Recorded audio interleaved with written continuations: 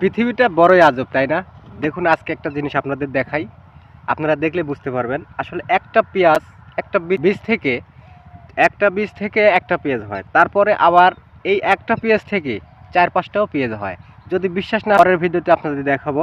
এখন আমি দেখাই যে পেঁয়াজের গাছ কিভাবে হয়। দেখুন, এই যে দেখুন গাইস, এই যে দেখুন এখানে রোপণ করা হয়েছে।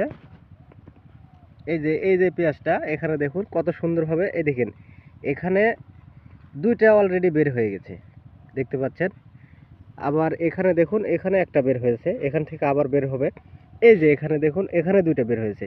এইভাবে 4টা 5টা পর্যন্ত। আর একটা দেখে আপনাদেরকে, দেখলে বুঝতে পারবেন। এই যে দেখুন, আসলে আল্লাহ তাআলার কি বড় নিয়ামত দেখুন, যে একটা পেঁয়াজের গাছ থেকে, মানে একটা পেঁয়াজ থেকে 4-5টা পর্যন্ত পেঁয়াজ হয়।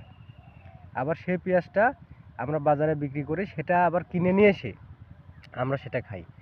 এইগুলা দেখলেই আপনি বুঝতে পারবেন যে আল্লাহ তাআলার কত বড়। আসলে আল্লাহ তাআলা যে আছে, এই কথা বিশ্বাস করতে গেলে আপনারা এটা দেখলেই বুঝতে পারবেন। একটা জিনিস দেখলে আপনারা বুঝতে পারবেন। তো দর্শক সবাই ভালো থাকবেন, সুস্থ থাকবেন। আর ভিডিওটি ভালো লাগলে অবশ্যই লাইক করবেন। সবাই ভালো থাকবেন। আল্লাহ হাফেজ।